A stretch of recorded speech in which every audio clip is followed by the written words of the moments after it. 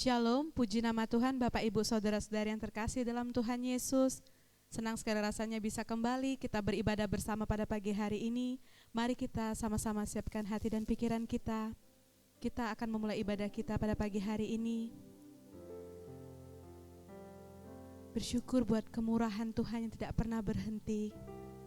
Penyertaan-Nya yang selalu sempurna di dalam hidup kita. Terima kasih Tuhan Yesus. Sungguh besar kasih-Mu ya Tuhan dalam setiap kehidupan kami. Mari Bapak Ibu, kita naikkan pujian kita. Kasih setia-Mu yang kurasakan. Syukur bagi-Mu Tuhan. Terima kasih Bapa.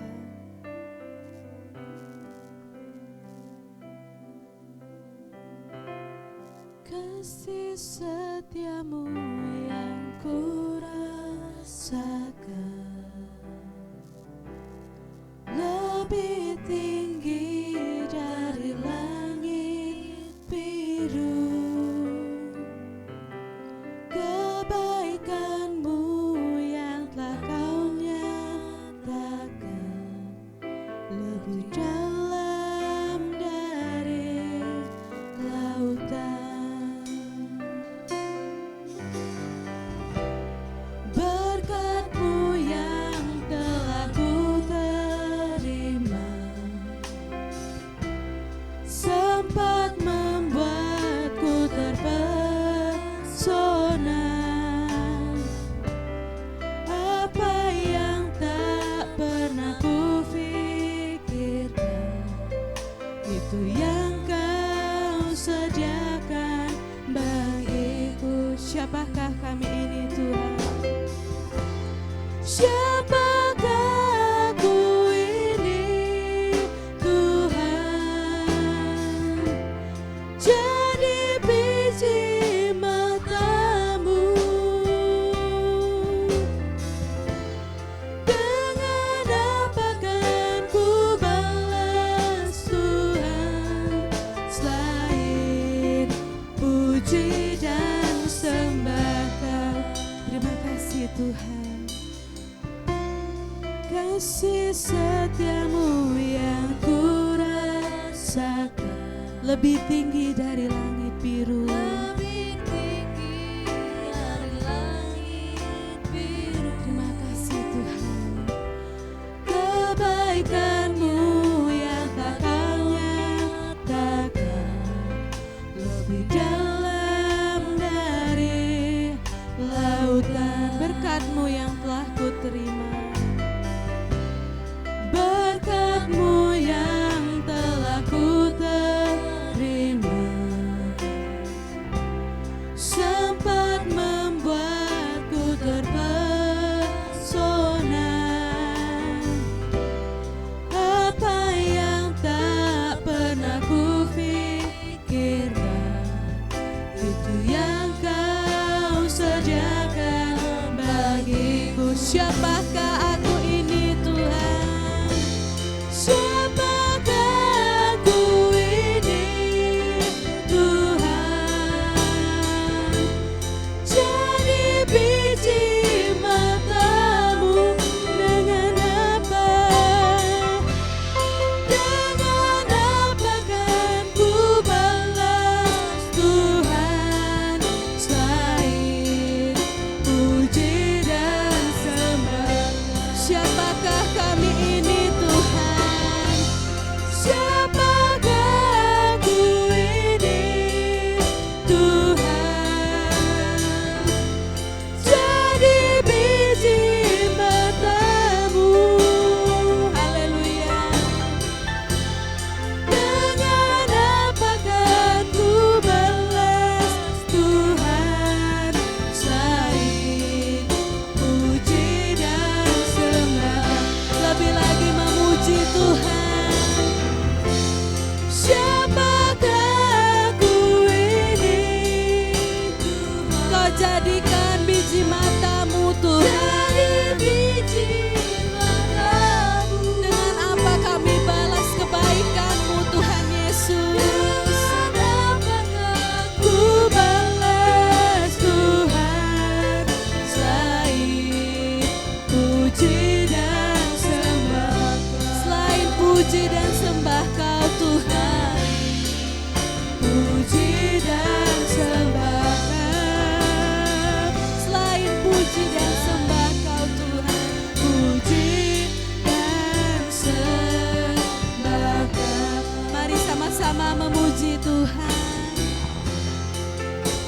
syukur bagimu Tuhan, syukur bagimu.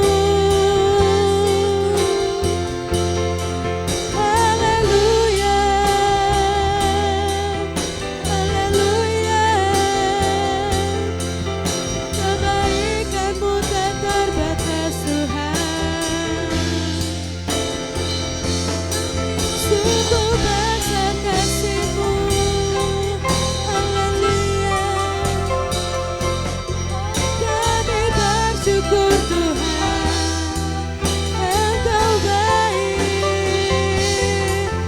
Haleluya Tuhan, terpujilah Engkau, Kau yang layak disembah Tuhan, kasih-Mu mengalir. Haleluya. Lebih lagi memuji Tuhan. Siapakah aku ini Tuhan, jadi biji mata-Mu. Terima kasih Tuhan.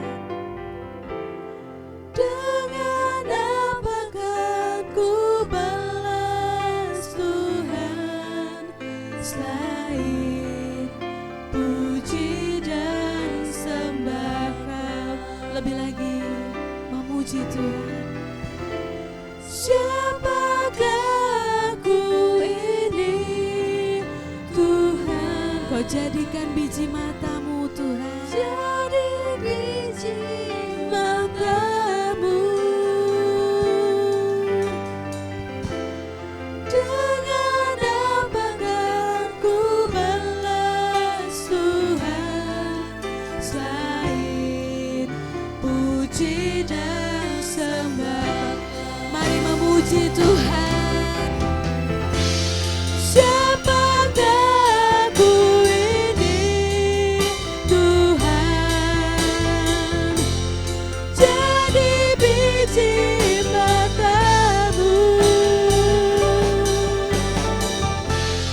Dengan apakah ku balas Tuhan, selain puji dan sembah. Selain puji dan sembah-Mu Tuhan, puji dan sembah. Selain memuji-Mu Yesus, puji dan sembah. Haleluya.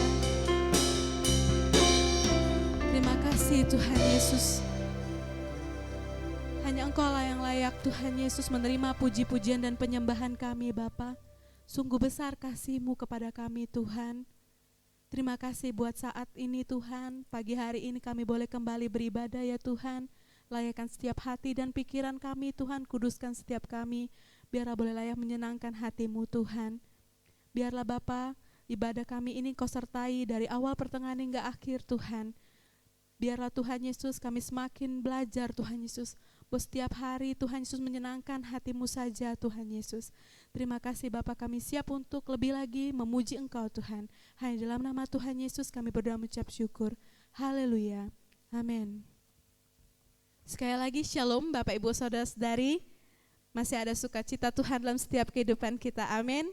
Mari kita sama-sama naikkan pujian kita. Mari masuk gerbangnya.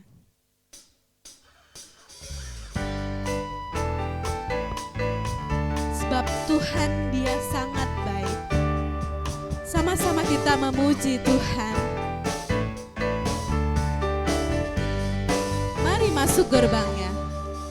Mari masuk gerbangnya dengan hati bersyukur, halamannya dengan pujian. Penuhi bait Tuhan, penuhi baitnya dengan nyanyian syukur, hadiratnya penuh sukacita.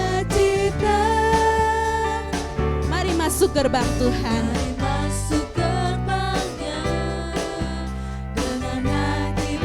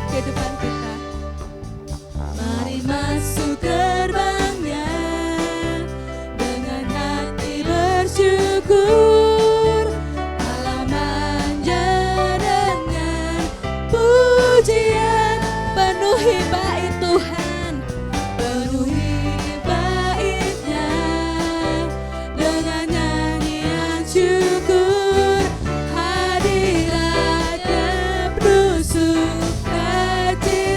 Sebab Tuhan Dia baik, Dia baik, dan anugerahnya kekal selama-lamanya. Amin. Haleluya.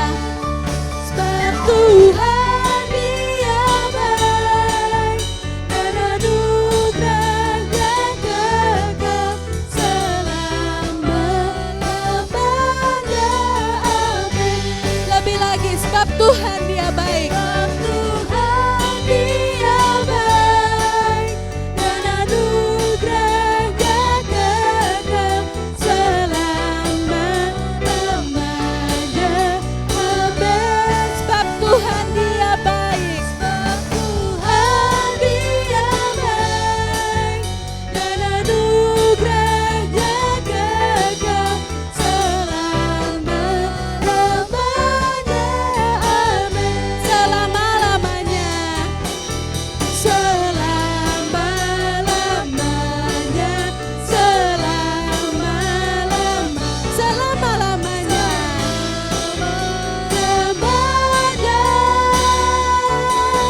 Amin. Syukur bagi kemuliaan Tuhan. Terima kasih Tuhan Yesus. Haleluya. Mari lebih lagi kita bersukacita memuji nama Tuhan. Kita naikkan pujian kita selanjutnya. Saat ini ku datang lagi. Amin.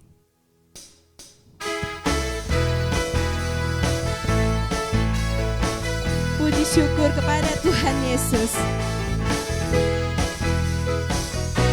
Haleluya. Saat ini ku datang lagi.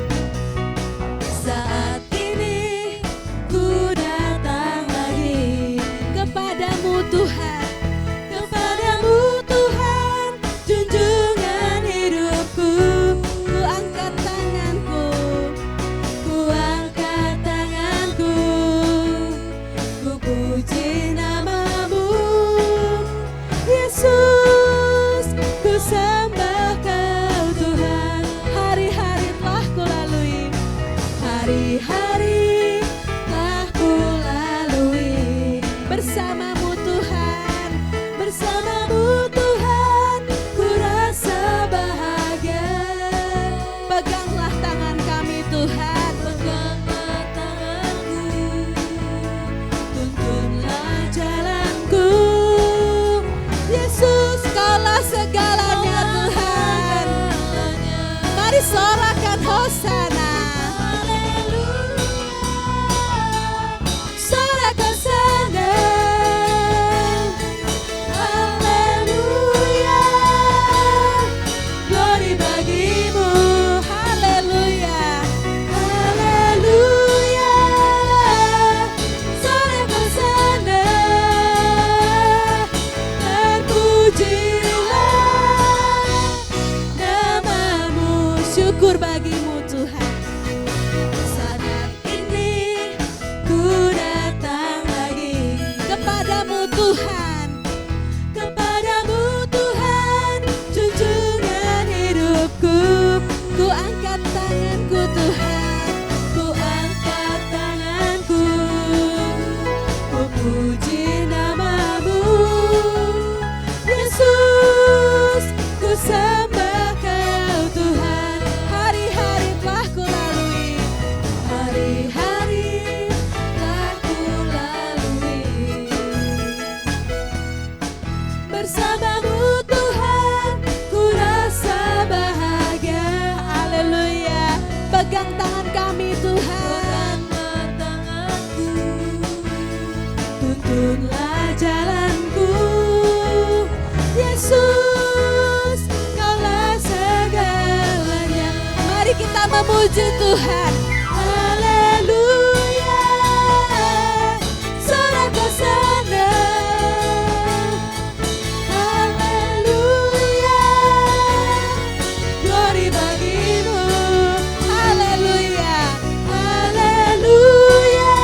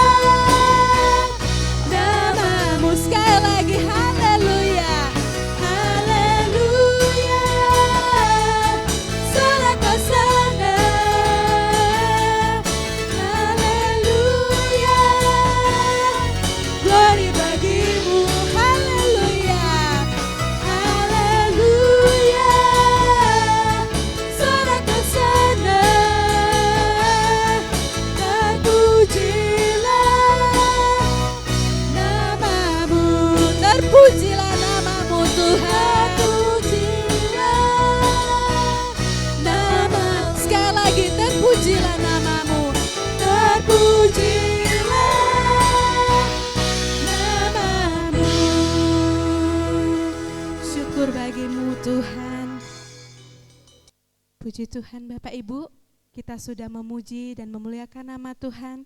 Kini saatnya kita siapkan hati dan pikiran kita. Kita mau mendengarkan sebagian dari kebenaran firman Tuhan. Terima kasih Tuhan Yesus. Kalau masih boleh ada kesempatan hidup kami untuk menyenangkan hati-Mu Tuhan. Biarlah Bapa, puji-pujian kami ini bukan sekedar kata-kata yang keluar dari mulut kami Tuhan, tetapi suatu kerinduan hati kami ya Bapak, untuk sungguh menyenangkan hati-Mu Tuhan Yesus. Terima kasih Bapa. Mari Bapak Ibu, kita naikkan pujian kita. Tuhan, ku mau menyenangkan-Mu.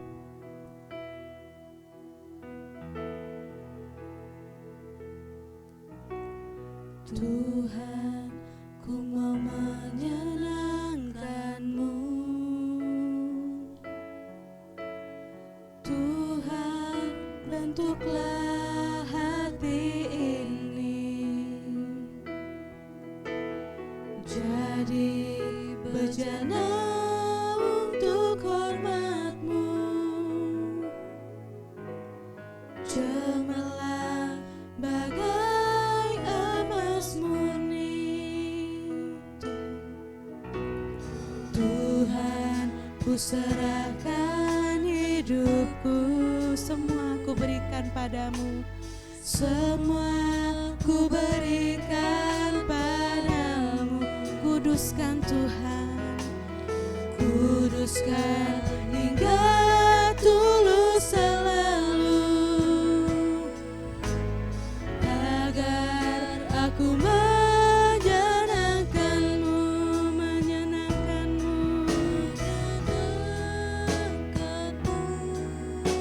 senangkan-Mu. Hanya itu kerinduanku, menyenangkan-Mu, senangkan hati-Mu. Hanya itu kerinduanku. Terima kasih Tuhan. Tuhan, ku mau menyenangkan-Mu. Tuhan, ku mau menyenangkan-Mu. Tuhan, bentuklah hati ini Jadi bejana-Mu Tuhan. jadi bejana untuk hormat-Mu. Cemerlang bagai emas murni. Tuhan, ku serahkan hidupku. Tuhan, ku serahkan hidupku, semua ku berikan padamu. Kuduskan Tuhan, Kuduskan hingga tulus selalu, agar aku menyenangkan-Mu, menyenangkan-Mu, menyenangkan-Mu, senangkan-Mu. hanya itu Kerinduanku, menyenangkan-Mu Tuhan, menyenangkan-Mu.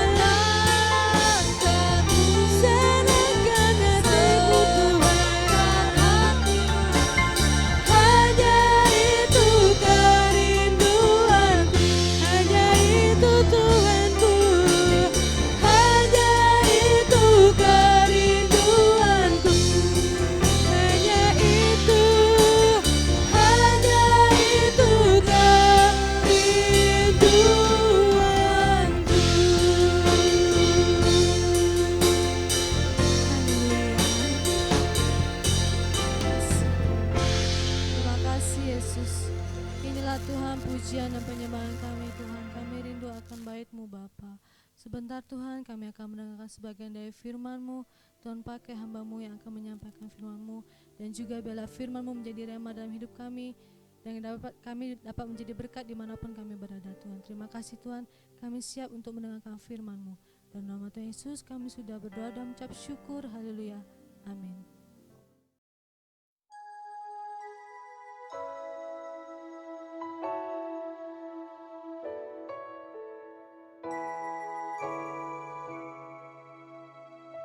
Shalom Bapak Ibu, selamat pagi buat kita semua. Puji syukur kepada Tuhan kembali kita bisa mendengarkan kebenaran firman pada pagi hari ini. Dan kembali kita akan belajar Bapak Ibu saudaraku, firman Tuhan dengan tema mendengar suara Tuhan. Mendengar suara Tuhan. Bapak Ibu, setiap manusia harus memiliki hubungan yang baik dengan Tuhan. Manusia harus peka dengan apa yang Tuhan inginkan atau Tuhan ingini, sehingga manusia bisa menempatkan diri dengan baik di hadapan Tuhan. Terkadang bicara ini wilayahnya itu terkesan mistik dan adikodrati, tapi kalau kita boleh jujur Bapak Ibu saudaraku ya, Alkitab banyak menunjukkan para tokoh yang memang punya hubungan baik dengan Tuhan. Dan itu membuktikan bahwa ini bukan hal yang mustahil.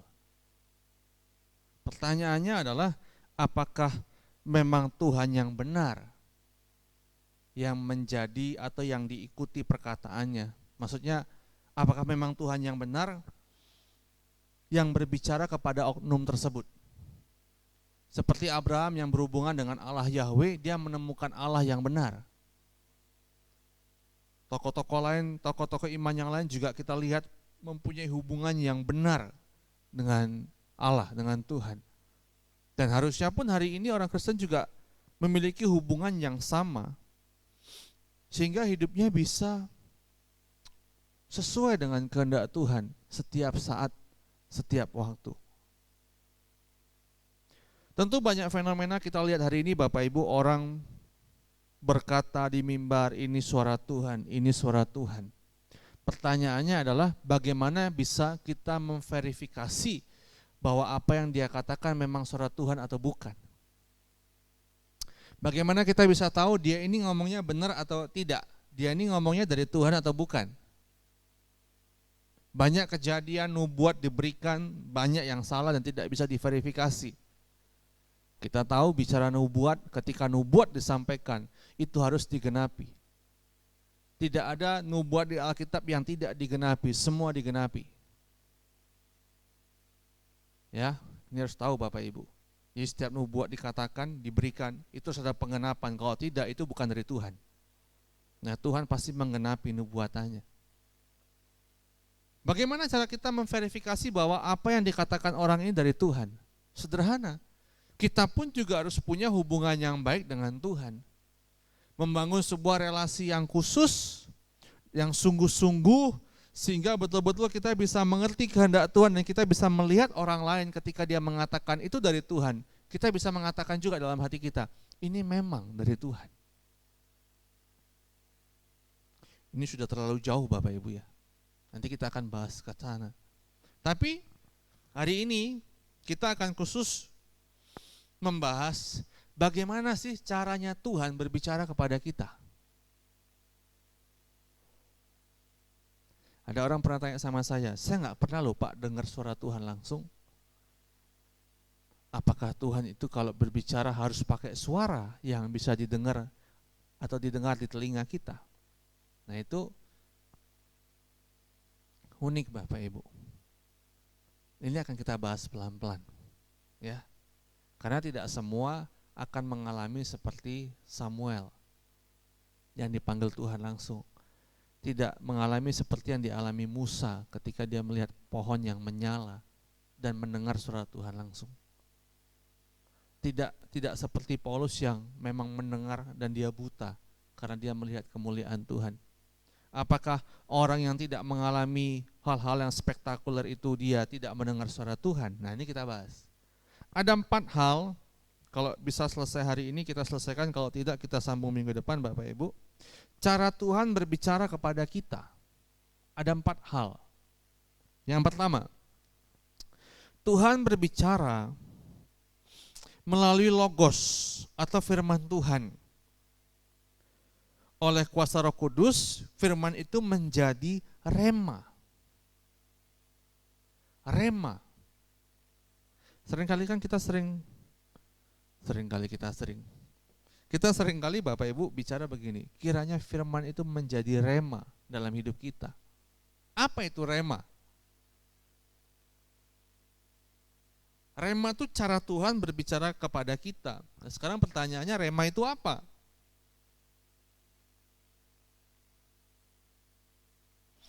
Dalam Roma 10 ayat 17 dikatakan begini Bapak Ibu. Jadi iman timbul dari pendengaran dan pendengaran oleh firman Kristus. Iman itu timbul dari pendengaran dan pendengaran oleh firman Kristus. Pendengaran oleh firman Kristus. Firman Kristus di situ dalam bahasa aslinya rema to Kristo. Firman yang keluar dari mulut Allah. Yang diperdengarkan, apakah harus di telinga? Bisa di telinga, tapi bisa di hati kita. Apa bedanya logos sama rema? Logos itu firman yang tersurat. Yang kita baca ini logos. Rema itu firman yang tersirat. Biasanya rema ini muncul ketika kita mengalami suatu hal atau apapun ya, kejadian. Di situ dia muncul. Rema itu, contoh, hari Minggu kita belajar misalnya, kasihilah musuhmu. Nah, hari Senin, Selasa, Rebo, kita ketemu ada orang-orang yang memusuhi kita. Tuhan kadang-kadang tidak bicara langsung, tapi melalui rema, kita diingatkan akan firman itu. Seperti ada suara yang mengatakan di hati kita, dia bilang begini, kasihi dia. Pasti ada sesuatu yang buat dia membenci kamu. Coba teliti hidupmu. Wah, itu banyak itu. Nah, itu rema. Tidak mungkin ada rema tanpa logos. Rema ini yang membuat kita jadi punya iman. Kita bisa percaya kepada Allah karena suara rema ini. Ya. Kalau kita mau bahas iman, iman itu bukannya sekedar hal yang bisa ditambah atau dikurang. Iman tidak bisa ditambah atau dikurang, Bapak Ibu. Iman itu sebuah kepercayaan penuh kepada Allah. Minggu-minggu lalu kita sudah bahas. Iman itu bukan positive thinking, makin kita percaya berarti makin kita beriman. Percaya kamu punya mobil, makin kita percaya iman kita makin bertambah. Salah. Iman itu ketika kita punya mobil atau tidak, aku percaya Allah tetap mengasihi diriku. Iman itu adalah keadaan dimanapun, keadaan sulit bagaimanapun kita tetap percaya bahwa itu semua seizin Tuhan. Nah, itu iman. Tidak mungkin orang punya iman tanpa rema ini. Rema ini bisa didapat kalau kita belajar firman. Oleh karena itu Bapak Ibu, betapa pentingnya kita mengerti kebenaran firman. Baca Alkitab itu jangan seperti baca mantra Bapak Ibu. Alkitab itu bukan mantra.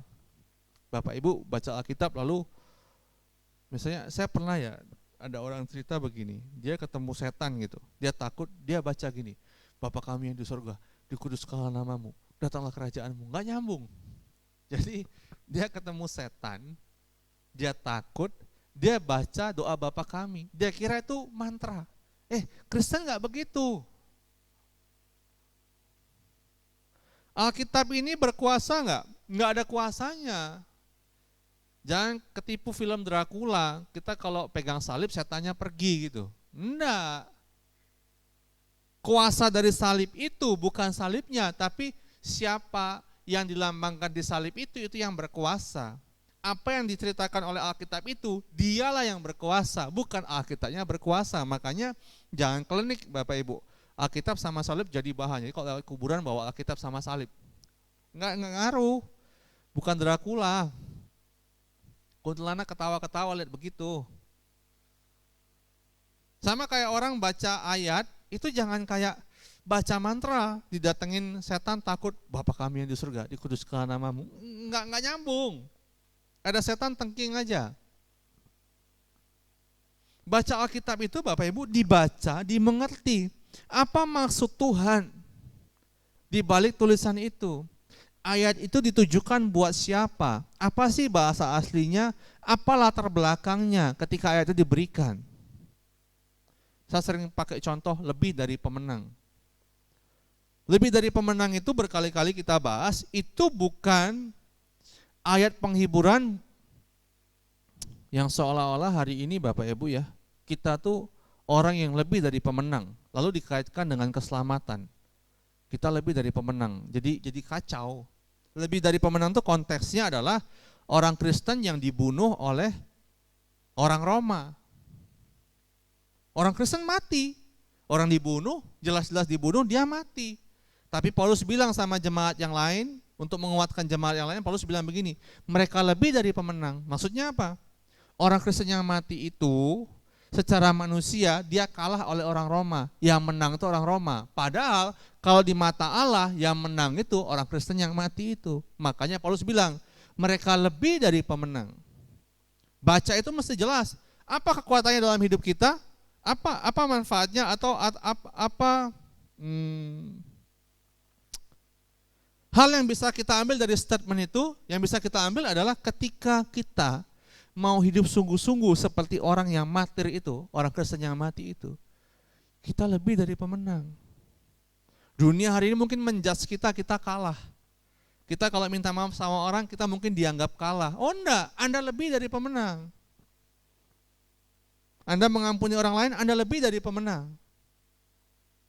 Kita dianggap kalah, mata dunia menganggap kalah, tapi di mata Tuhan kita yang menang. Nah, hal-hal begini baru bisa jadi rema. Banyak ayat Alkitab yang harus dibahas. Oleh karena itu baca benar-benar. Lihat konteksnya, lihat maksudnya apa, lihat perkataan Tuhan Yesus ngomong begini apa. Lihat perkataan Allah Yahweh kepada bangsa Israel maksudnya apa. Jangan serta-merta dibaca, lalu tidak ditafsir dengan baik, wah rusak. Tidak mungkin ada rema kalau logosnya rusak. Logosnya harus benar dulu baru rema itu bisa ada Bapak Ibu. Suara Tuhan melalui firman-Nya. Ini rema ya, yaitu suara Tuhan yang diperdengarkan kepada kita melalui pemberitaan firman yang berlandaskan penggalian isi Alkitab secara benar. Tuhan memfasilitasi jemaat dengan pengajar-pengajar Alkitab yang baik. Inilah gunanya hamba-hamba Tuhan harus sekolah, belajar Alkitab dengan baik. Rajin baca buku, lihat bahasa Yunani Ibraninya Bapak Ibu. Supaya mengerti sehingga apa yang disampaikan itu betul-betul, oh ini loh kebenaran firman yang murni. Kita juga bisa dengar dari kaset-kaset khotbah, DVD, buku rohani, atau penggalian Alkitab secara pribadi. Kalau ini dilakukan, itu akan memberikan kita kecerdasan Bapak Ibu. Nah, kecerdasan itulah yang mampu memberikan rema yang baik. Tanpa kecerdasan itu tidak mungkin orang bisa mendapatkan rema yang baik. Jadi bicara firman, mengerti firman itu belajar, jangan mistik.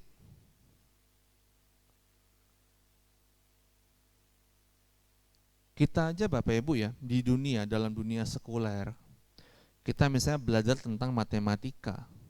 Tidak ada orang otomatis bisa matematika tanpa belajar. Dia harus hafal rumusnya dulu. Dia hafal, dia praktekin, dia hitung. Itu diulang-ulang, baru dia bisa paham, oh ini maksudnya. Belajar firman juga begitu sama. Kita belajar, kita mengerti apa maksudnya Tuhan di sini, sampai kita, oh begini. Nah, lama-lama jadi cerdas. Orang-orang begini baru bisa mendapatkan rema. Orang-orang begini baru bisa mendapatkan iman. Punya iman yang benar maksud saya.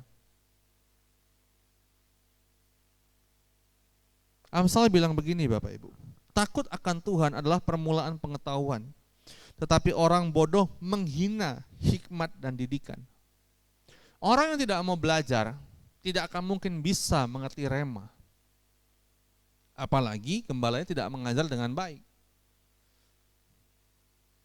Harus belajar sungguh-sungguh, serius, Supaya kita bisa paham, oh ini maksud Tuhan, oh ini kehendak Tuhan. Jadi firman itu hidup.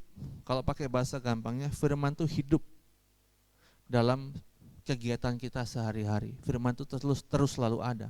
Orang begini Bapak Ibu baru orang yang dipimpin oleh kebenaran firman Tuhan. Kita kan sering nyanyi lagu begini Bapak Ibu. Coba Om Budi. Saya lupa main di mana tuh. Kurang tinggi. Firman-Mu pelita bagi kakiku, terang bagi jalanku. Pahami lagu ini Bapak Ibu. Firman-Mu pelita bagi kakiku, terang bagi jalanku. Bapak Ibu paham gak arti kata-kata lagu ini? Firman itu pelita bagi kaki kita, terang bagi jalan kita. Jadi firman itu center dong Pak. Alkitab dibuat center gitu. Ini pun kata-kata kiasan. Maksudnya firman itu pedoman hidup. Bagaimana firman dijadikan pedoman hidup? Ya kita mesti belajar firman. Itu mutlak. Saya sampai hari ini Bapak Ibu ya, masih meluangkan waktu atau sengaja meluangkan waktu saya, istri dan anak, atau tidak, kalau saya nggak sempat istri dengan anak, kalau tidak sempat saya dengan anak saya, baca Alkitab sehari 2 pasal. Kita sudah baca perjanjian baru habis, ini mulai perjanjian lama, kita sudah baca sampai di Bilangan, pasal 30 berapa saya lupa. Anak saya biasakan baca itu, walaupun dia tidak mengerti, tapi paling tidak dia menyimpan memori bahwa dia pernah membaca ayat-ayat tersebut. Supaya apa? Biar dia pintar. Saya beli buku-buku rohani tentang firman Tuhan, tokoh-tokoh Alkitab saya belikan, biar dia baca. Siapa itu Gideon, siapa itu Paulus, supaya dia mengerti. Untuk dasar nggak apa-apa, anak masih kelas 3 SD. Saya isi dia dengan kebenaran firman. Oleh karena itu, saya tidak pernah takut ya anak saya itu nakal. Nakal itu pasti ada, tapi dia bisa diatur. Karena banyak orang, anaknya sudah nakal baru dibawa ke gereja, telat. Ini saya berikan contoh betapa pentingnya firman. Anak sudah nakal, baru dibawa ke gereja, telat. Apalagi yang udah SMP, SMA, wah capek, setengah mati mendidiknya. Anak itu Bapak Ibu ya, pikirannya itu bisa diisi dengan baik itu ketika umur 4 sampai 11 tahun. Itu secara psikologi umum. 1 sampai 3 tahun dia belum ngerti apa-apa. 4 sampai 11 tahun dia itu peniru yang baik. Bahkan sangat baik. Oleh karena itu kelakuan kita orang tuanya, ayah dan ibunya, papa mamanya itu menjadi contoh buat dia. Yang kedua, di situ juga momen dia belajar banyak. Harus kita isi dengan hal-hal yang berguna.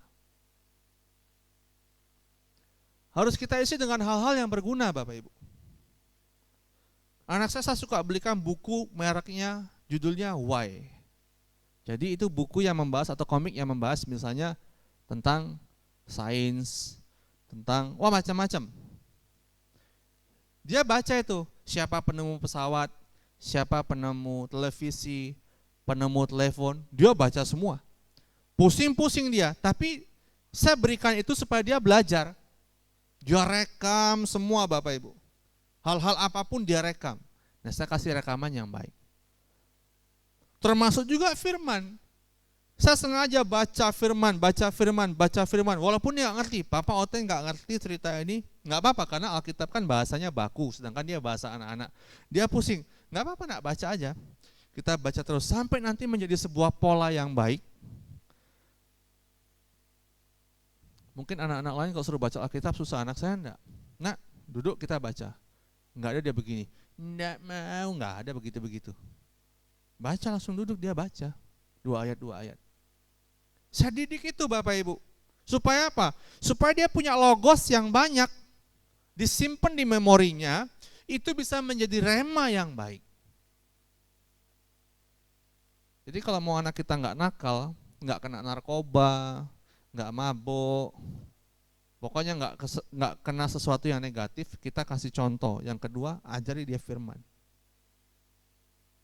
Atau dibalik, ajari dia firman, yang kedua kita kasih contoh. Terus sampai dia betul-betul bisa merangkai mindsetnya dengan baik. Yang kedua, Bapak Ibu, bagaimana cara Tuhan berbicara kepada kita? Tuhan itu berbicara, yang kedua, melalui hati nurani atau batin kita. Biasanya batiniah kita atau nurani kita ini berbicara ketika kita sedang menghadapi peristiwa-peristiwa khusus, harus mengambil keputusan yang penting. Nah, di situ nurani kita berbicara. Tadi yang pertama, Bapak Ibu, melalui rema, ini berkaitan sih dengan satu yang kedua, cuma saya sengaja pisah karena penjelasannya panjang. Rema itu adalah firman yang tersirat, harus dibentuk dari pengertian akan logos, ngerti firman, baca Alkitab, mengerti Alkitab maksud saya, baru dapat rema. Yang kedua, cara Tuhan berbicara, rema itu akan dibicarakan atau akan disuarakan di nurani seseorang. Apa itu nurani? Dalam bahasa Indonesia, Bapak Ibu, nurani itu artinya suara hati. Dalam bahasa Ibrani, neharah. Maksudnya hati nurani menunjuk kepada terang atau cahaya yang memberikan keinsyafan kondisi moral seseorang. Kalau menurut Kamus Besar Bahasa Indonesia, hati nurani itu hati yang telah mendapat cahaya atau terang Tuhan. Jadi nurani ini lebih bersifat positif, bukan nurani yang perkataannya negatif, tidak, tapi lebih bersifat positif. Jadi memang hati yang telah mendapatkan keinsyafan atau terang Tuhan. Dalam teks Alkitab, hati nurani terdapat dalam Mazmur 16 ayat 7. Kata nurani ini menggunakan kata Ibrani kiliyah, yang artinya ginjal. Lucu juga. Kenapa nurani digunakan atau digambarkan seperti ginjal? Ya, fungsi ginjal kan menyaring darah dan racun yang merusak tubuh. Sama seperti nurani yang memisahkan apa yang baik dan yang buruk. Jadi nurani seseorang itu, Bapak Ibu, menentukan baik buruknya hidup seseorang. Oleh karena itu, Bapak Ibu, kalau kita lihat orang yang jahat, kita kadang berpikir begini, nuraninya mati kali ya, gitu. Kok nggak ada nurani sama sekali, kok tega, kok jahat gitu. Kira-kira gitu. Nurani itu yaitu apa ya? Yang memisahkan apa yang baik dan yang buruk. Pengontrol sikap dan perilaku kehidupan seseorang. Jadi kalau saya pakai bahasa gampang begini ya, nurani adalah suara hati yang telah diterangi oleh firman Tuhan. Suara hati yang sinkron dengan firman Tuhan. Dan ini mempengaruhi keputusan seseorang. Saya kembalikan, bagaimana nurani seseorang bisa sinkron dengan Tuhan? Nurani dibentuk dari apa yang dilihat dan didengar oleh seseorang. Pergaulan yang buruk merusakkan kebiasaan yang baik. Jadi apa yang kita lihat dan kita dengar, seringkali apa yang kita dengar itu akan membentuk nurani seseorang. Dan orang yang belajar firman, dia baca firman, dia dengar firman sungguh-sungguh dan hidup bergaul dengan orang-orang yang baik, itu akan membentuk sebuah nurani yang baik.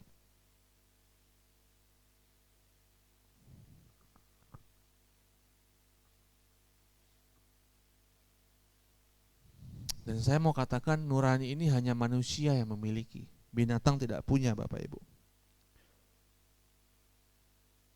Pernah ditanya anak saya begini, apa ya Pak bedanya manusia dengan binatang?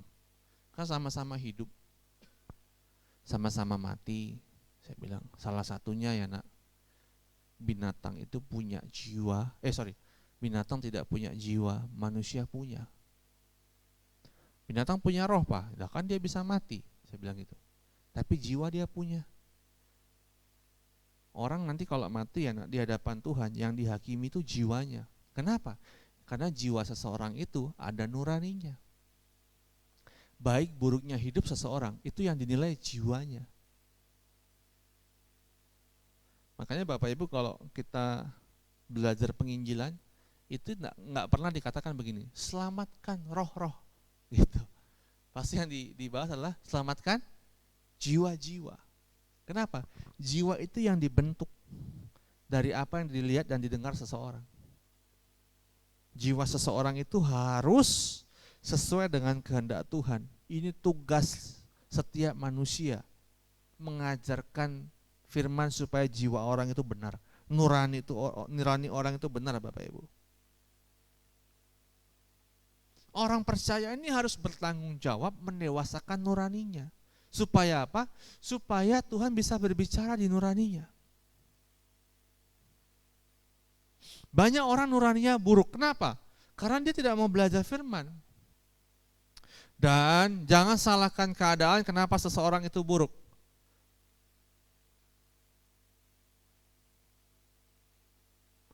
Orang harus berusaha sendiri memperbaiki manusia batiniahnya, termasuk nuraninya. Ngerti firman, belajar firman. Nanti kapan-kapan saya akan bahas moral umum dan moral khusus, itu juga bagus. Manusia itu punya moral, punya etika, punya nurani.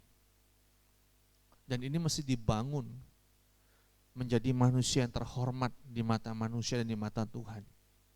Etikanya juga terhormat, sikapnya wah agung. Nuraninya mesti benar.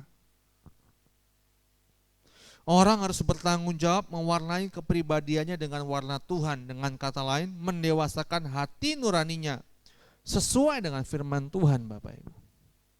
Baru orang ini bisa mendengar atau mengerti maksud Tuhan.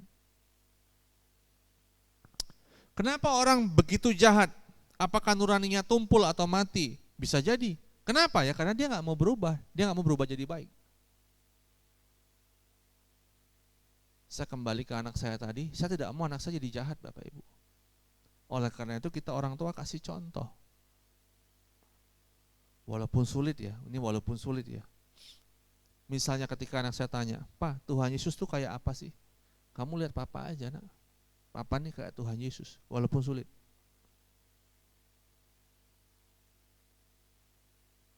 Sehingga praktek hidup saya itu ya, anak saya bisa cium, oh Tuhan Yesus ini kayak Papa, berarti Papaku tuh menyembah Allah yang benar.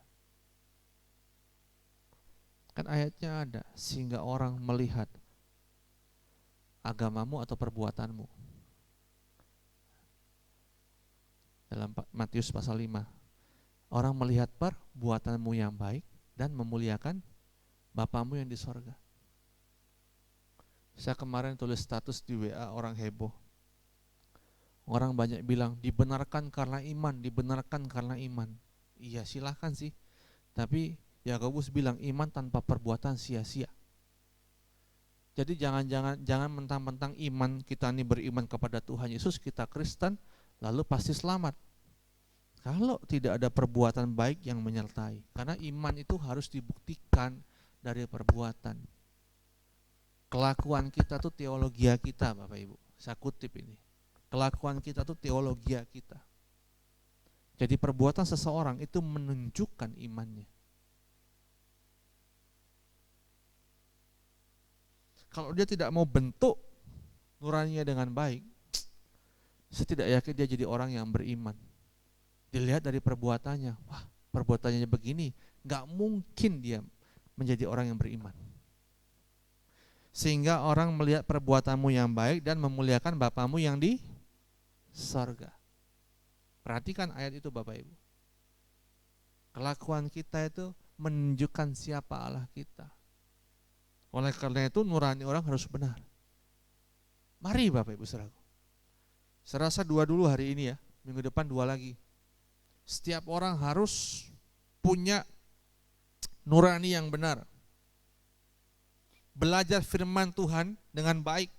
Logos dengan baik, dipelajari dengan baik supaya jadi rema. Dan rema nanti akan bekerja di nurani kita menjadi sebuah kekuatan sehingga kita bisa mengerti, paham. Kalau saya pakai bahasa teologianya, atau bukan bahasa teologi, bahasa pelayanannya, kita peka. Kok kamu nggak peka sih? Peka apanya? Peka itu kalau kita nggak dengar Pak, itu peka. Peka itu kita, oh ini loh maksud Tuhan tuh begini. Nah ini mesti dilatih Bapak Ibu.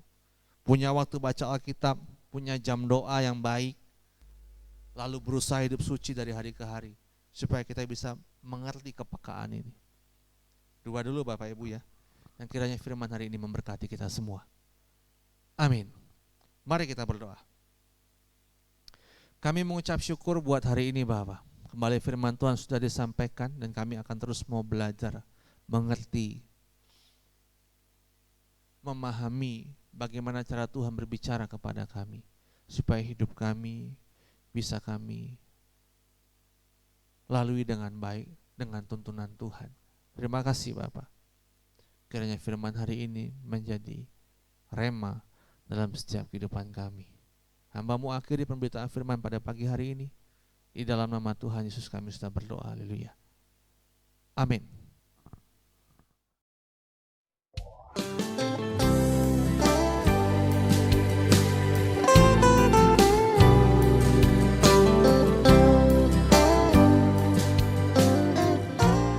Shalom Bapak Ibu. Baru saja kita mendengarkan kebenaran firman Tuhan dan sebentar kita akan mengakhiri ibadah kita pada hari ini. Sebelumnya mungkin akan ada satu buah pengumuman penting yang harus saya sampaikan. Jadi beberapa waktu yang lalu saya mengikuti rapat pembimas dan hasil rapat itu diputuskan bahwa sudah boleh melaksanakan kegiatan ibadah. Ya, saya ulangi, sudah boleh melaksanakan kegiatan ibadah tapi dengan beberapa syarat yang harus kita ikuti. Jadi protokol kesehatan untuk COVID-19 tetap harus dilakukan. Ya, kita harus ada tempat cuci tangan, lalu hand sanitizer, 1 jam sebelum ibadah harus disemprot desinfektan, dan 1 jam sesudah ibadah atau sesudah ibadah harus disemprot desinfektan. Pakai masker, lalu jarak duduk harus dibuat renggang-renggang Bapak Ibu Saudaraku, dan berbagai macam hal. Jadi ini kabar baik buat kita semua yang sudah hampir 3 bulan kita tidak ibadah sama-sama Bapak Ibu ya. Rencananya masih digumulkan mungkin minggu depan atau mungkin awal bulan Juli, belum diputuskan, tapi nanti akan di-share oleh Bapak Gembala di grup kita, di WA grup kita untuk kepastiannya. Dan saya juga berharap kita bisa menyambut ini dengan baik sehingga kegiatan pelaksanaan ibadah dapat berjalan dengan baik. Sekian pengumuman, mari kita akan akhiri ibadah kita pada hari ini. Kita naikkan pujian, terima kasih Tuhan.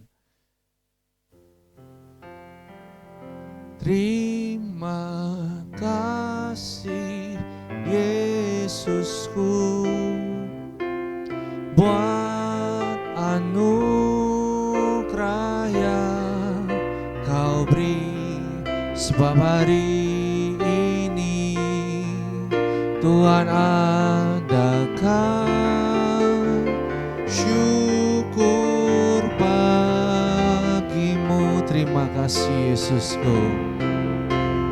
Terima kasih Yesusku buat anugerah yang Kau beri, sebab hari ini Tuhan adakan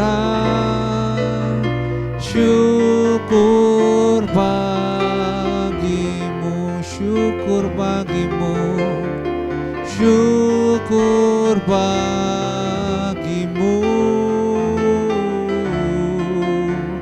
syukur bagimu.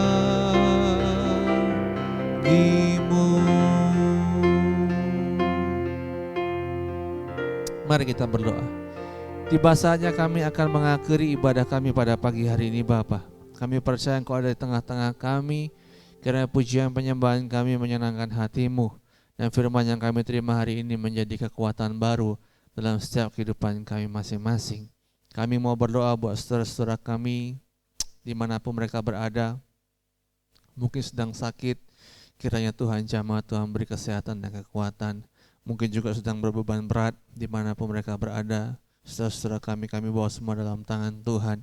Kiranya Tuhan berikan hikmat dan kebijaksanaan untuk mereka bisa mengambil sebuah keputusan yang baik dalam setiap masalah mereka. Sehingga apapun yang mereka putuskan, itu sesuai dengan kehendak Tuhan dan menyenangkan hati Tuhan. Kami mau berdoa buat Bapak Gembala kami, Tuhan juga memberkati, berikan kesehatan dan kekuatan dari Tuhan, hikmat, damai sejahtera dari Tuhan, kebenaran logos yang baru untuk bisa terus disampaikan kepada kami supaya kami punya rema yang baik dalam setiap kehidupan kami masing-masing. Kami juga mau berdoa Bapak buat keadaan negara kami, keadaan dunia hari ini. Kami percaya semua masih dalam kontrol Tuhan yang kuat. Kami tetap mengucap syukur dan kami tetap yakin kami bisa melalui semuanya dengan baik. Kami juga percaya Bapa di sorga memelihara setiap kami anak-anak-Mu, baik dalam pekerjaan kami, rumah tangga semua. Kami percaya Tuhan pasti beri yang terbaik. Terima kasih Bapak, terima kasih Tuhan. Hamba-Mu juga berdoa untuk jemaat-Mu, dimanapun mereka berada Bapak. Kiranya Tuhan memberkati dalam keseharian mereka, pekerjaan mereka, rumah tangga mereka, anak-anak mereka semua. Hamba-Mu serahkan semua dalam tangan-Mu. Terima kasih Bapak. Kami akan tutup ibadah kami pada pagi hari ini. Di dalam nama Tuhan Yesus kami sudah berdoa, haleluya. Mari kita siapkan hati kita Bapak Ibu Saudara, kita akan terima berkat dari Tuhan. Terimalah berkat dari Allah Bapa, damai sejahtera dari Tuhan Yesus Kristus, serta penghiburan dari Roh Kudus menyertai kita semua dari sekarang sampai selama-lamanya. Amin. Amin.